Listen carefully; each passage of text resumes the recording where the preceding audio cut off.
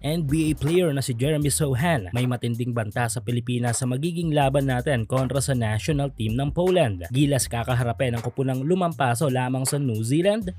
Gilas Pilipinas versus Poland national team. Ang pangalawa at huling tune-up game natin bago ang opisyal na dalawang laban sa Latvia para pa rin nga yan sa FIBA Olympic Qualifying Tournament. Last tune-up game natin kontra sa national team ng Turkey ay maraming ang na-impress ay pinakitang laro ng Gilas. Kung sana'y isa na nga dito yung mismong head coach ng Turkey. Kung sana'y sinabi nga nito na napaka-organized daw ng laruan ng ating national team. At ang pinakamagandang ang parte dito na sinabi nito ay ang isa daw tayo sa mga best team sa Asia. Pero kahit pa nga ganyan katamis sa mga komento ng mismong head coach ng Turkey ay maraming bagay talaga tayong dapat i-improve pa at ilakas kung goal natin ay matalo ang national team ng Latvia at Georgia. Dahil tandaan natin na sa tune-up game na yon ay hindi pa lumaro ang 5 NBA player ng Turkey na tiyak na magiging malayong sitwasyon sa magiging laban natin sa Latvia at Georgia kung saan ay malamang sa malamang ay full force ang mga ito. Well, sabi nga nila ay bilog ang bola at walang makakapagsabi kung sino ang mananalo sa isang laro until hindi pa ito maganap. Kaya nga may salitang upset sa sports. Move on na tayo sa last at final tune-up game ng Gilas bago ang OQT. Ito nga ay kontra sa national team ng Poland. Di tulad ng Turkey mukhang may posibilidad na 100%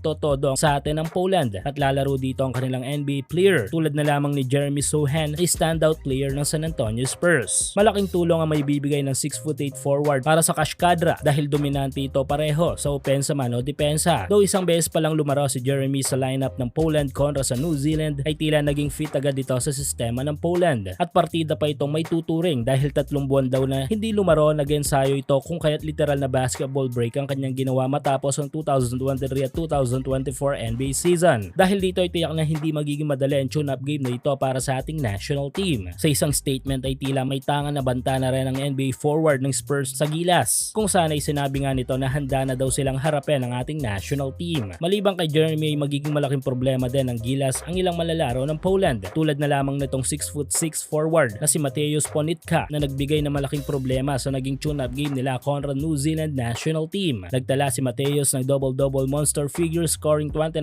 points at 33 rebounds. Halimaw talagang literal ang player na ito. At sa naging laban nila kontra sa may kukonsidera nating malakas na kupunan na Tall Blacks ay nilampaso lamang nila mga ito ng talunin at tambakan ng 29 points sa final score na 88-59. Tiyak na magiging problema din ang ating mga bigs ang 5 sentro ng Poland kung saan ay dalawa nga dito ay mga 7-footers. Sa mga guards naman natin ay magiging malaking tinik ang veteranong Polish-American guard na si AJ Slaughter na pareho ding mahusay sa opensa at depensa sa laro. Again, bilog ang bola gaano mang kalakas ang kalaban ay walang sino makakapagsabi sa ending ng laro hanggat hindi pa ito nagaganap. Kaya ating suportahan ang ating national team kontra dito sa national team ng Poland.